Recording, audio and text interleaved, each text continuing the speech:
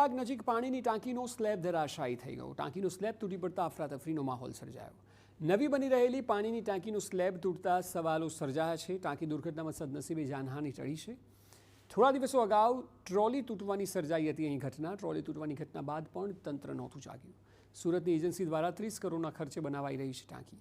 ઘટના બાદ અધિકારીઓના ધાડે ધાડા ઘટના સ્થળે પહોંચ્યા હતા।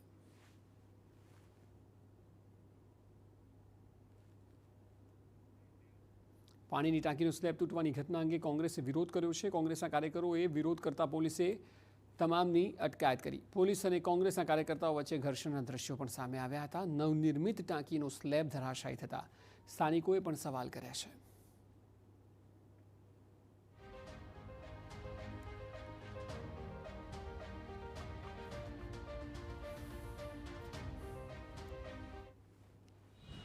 એ પણ પડી ભાંગી હતી અને આજે વલસાડ ખાતે જે 30 કરોડના ખર્ચે ટાંકી બની રહી છે તેનો સ્લેબ અને તેનું સેન્ટિંગ નીચે પડ્યું છે। એટલે મારે ભારતીય જનતા પાર્ટીને એટલું જ પૂછવું છે કે તમે આ જ રીતના ભ્રષ્ટાચારો અને આ જ રીતે દેશની તિજોરી ખાલી કરતા રહેવાના છો?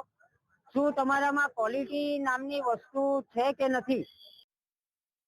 ટાંકી ધરાશાયી થતાં પ્રાંત અધિકારી અને અધિકારીઓનો કાફલો ઘટના સ્થળે આવ્યો। સમગ્ર મામલે માર્જિન, ટેકનિકલ માપદંડો આ સહિતના મુદ્દાઓ પર તપાસ હાથ ધરી છે।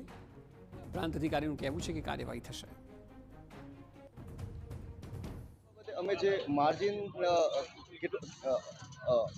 કેટલું છોડવાનું હતું અથવા તો જે ટેકનિકલ માપદંડો છે તે બાબતે અમે નગરપાલિકાની ટીમ સાથે ચર્ચા કરીએ છીએ અને જો એમાં ક્ષતિ કોઈને જણાય તો પછી એની સામે કાયદેસરના પગલાં લેવામાં।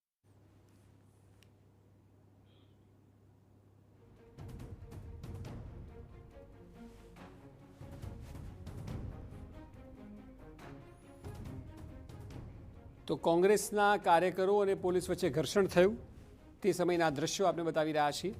કારણ કે કોંગ્રેસે વિરોધ પ્રદર્શન કર્યું કે દર કામમાં ક્વોલિટી, ગુણવત્તાને મોટી અસર પડી રહી છે, લોકોના જીવ જોખમાય છે।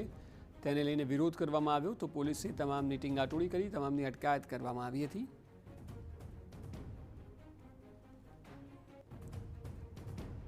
ટાંકી દુર્ઘટના થતાં વિરોધનો વંટોળ પણ જોવા મળી રહ્યો છે।